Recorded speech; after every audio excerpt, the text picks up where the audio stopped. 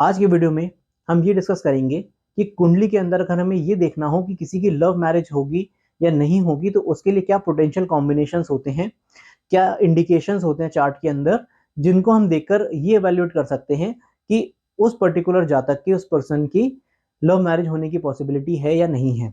So welcome to 10 Astro. मेरा नाम है अतिश और हम बात कर रहे हैं कुंडली के अंदर लव मैरिज के कॉम्बिनेशंस की। कुंडली के अंदर लव मैरिज यानी कि किसी नोन पर्सन से विवाह विवाह कैसे हो सकता है, हमें ये समझना है। नोन पर्सन, जिस पर्सन को हम बहुत अच्छे से जानते हैं। इसके लिए सबसे इंपॉर्टेंट जो कॉम्बिनेशन ऑब्जर्वेशन होनी चाहिए, वो सबसे पहले आप ये देखिए, जो सबसे स्ट्रॉन्ग इंडिकेटर होता है कि जो कुंडली का शुक्र ग्रह है, आप उसको देखिए। अगर शुक्र ग्रह का कहीं से भी शनि से लिंक आ जाए, यानी कि अ, शुक्र ग्रह शनि के साथ युति करे, एक ही भाव में दोनों बैठे हो, जहां पर भी आपकी कुंडली के अंदर शुक्र है उसी भाव में उसी जगह शनि बैठा हुआ हो, तो ये एक इंडिकेशन होता है कि पोटेंशियल है इस कुंडली के अंदर कि यहां पर लव मैरिज होने की पॉसिबिलिटी है। अब शनि से दूसरा लिंक कैसे आएगा कि शुक्र जो है उसके ऊपर शनि की दृष्टि आ जाए। जैसे शनि की 3 दृष्टियां होती हैं, तीसरी, सातवीं और 10वीं दृष्टि।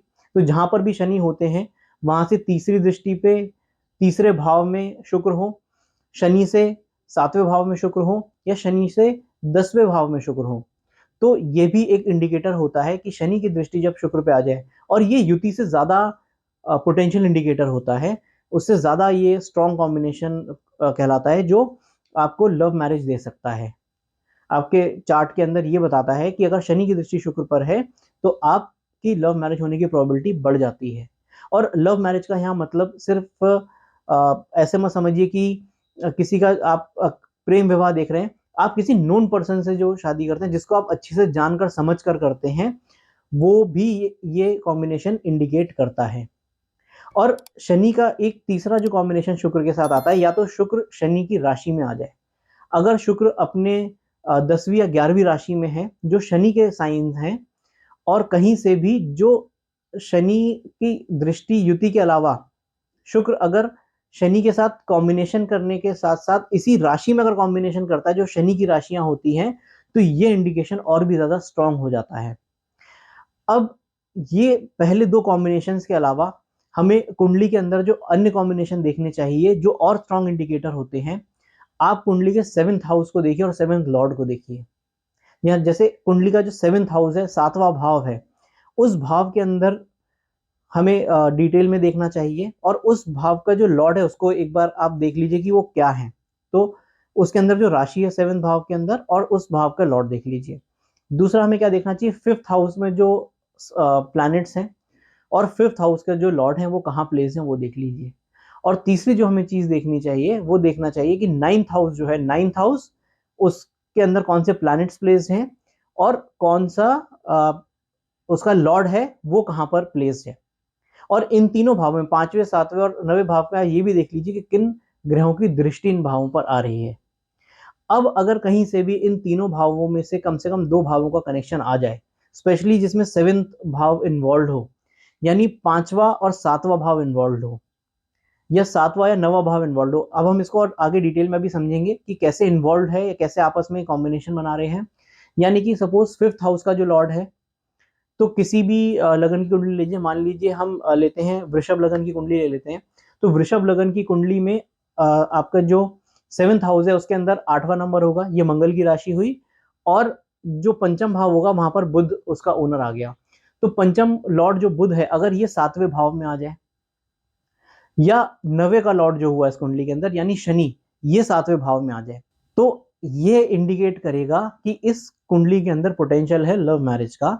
इस पर्सन की ऐसे व्यक्ति से शादी हो सकती है, ऐसे व्यक्ति से विवाह हो सकता है जिसको ये पहले से अच्छे से जानते हो या नोन हो, कहीं ऑफिस में पर्सनली या प्रोफेशनली कहीं पर इस पर्सन को जानते हो, या शादी होने से पहले अच्छे से बातचीत होकर बहुत लंबे समय तक ये जानते हो।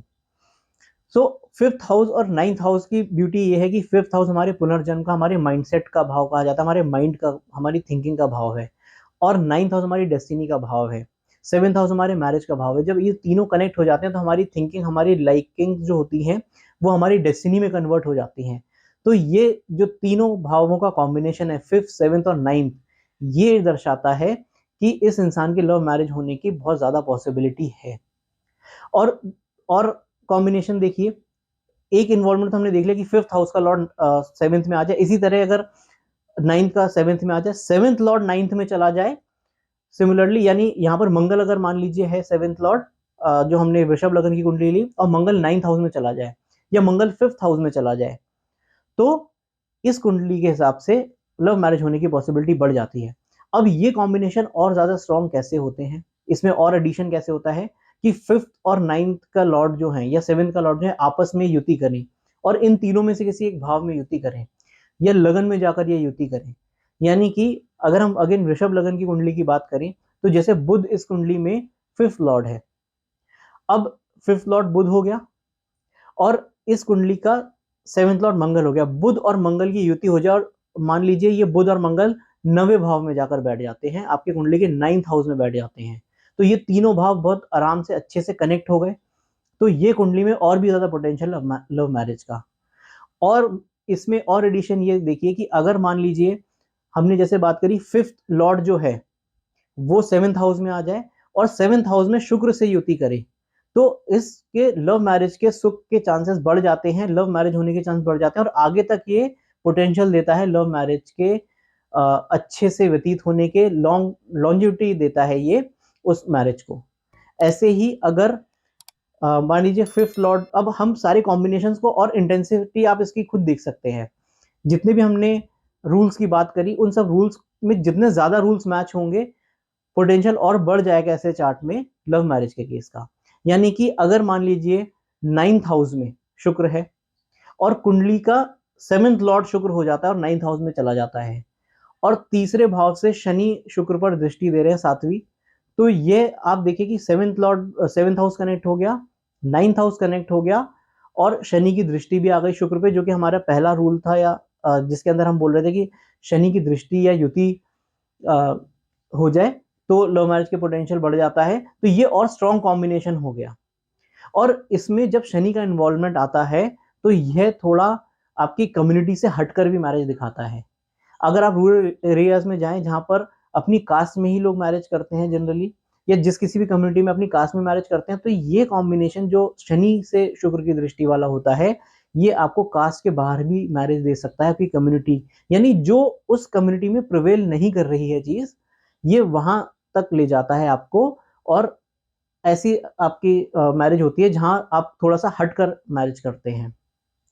तो ये जो कॉम्बिनेशंस हैं ये कुंडली के अंदर आप जरूर देखिए, लगन से रिलेशन देखिए, अगर लग्नेश के साथ शनि और शुक्र की युति हो जाए तो ये और भी ज्यादा दर्शाता है। लग्न हमारा माइंडसेट है, फिफ्थ हाउस हमारी थिंकिंग है, सेवेंथ हाउस हमारे जीवन साथी का, हमारे पार्टनरशिप का भाव है, और नाइन्थ हाउस हमारी डेस्टिनी है। अगर ये चारों भावों के जो लॉर्ड हैं ये आपस में दृष्टि दें, युति करें, या एक्सचेंज में बैठे हों, यानी मान लीजिए फिफ्थ लॉर्ड नाइन्थ में चला जाए और नाइन्थ लॉर्ड फिफ्थ में आ जाए, फिफ्थ लॉर्ड सेवेंथ में आ जाए, सेवेंथ लॉर्ड नाइन्थ में, और नाइन्थ लॉर्ड फिर फिफ्थ या सेवेंथ में आ जाए, तो ऐसे समझिए कि ये तीनों का आपस में स्टिचिंग हो गई, ये भाव आपस में जुड़ गए, बहुत अच्छे से कनेक्ट हो गए, तो आपकी थिंकिंग, आपकी डेस्टिनी और आपकी मैरिड लाइफ ये आपस में कनेक्ट हो गए।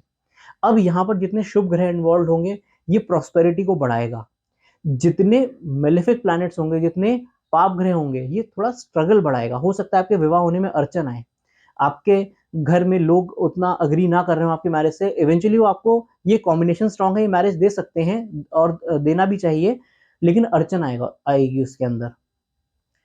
ये और एक चीज देखी जाती है कि यहाँ पर हम अभी इस वीडियो में ये बात नहीं कर रहे कि आपकी मैरिड लाइफ कैसी रहेगी, वो अपने आप में सेपरेट टॉपिक है, क्योंकि मैरिज किसी भी फॉर्मेट में, लव मैरिज हो अरेंज मैरिज हो, मैरिज की जो लॉन्जिविटी है, जो मैरिज की हैप्पीनेस है, वो देखना अपने आप में एक बहुत बड़ा विषय है। हम किसी वीडियो में उसे जल्दी ही कवर करेंगे आने वाले वीक में, उसके आने वाले वीक में, तो उसमें हम ये बात करेंगे डिटेल में कि जब हमारी मैरिज हो जाती है तो वो मैरिज कितनी सस्टेन करेगी, कितने हैप्पीनेस हमें उस मैरिज से मिलेगी, वो हम कैसे देखेंगे।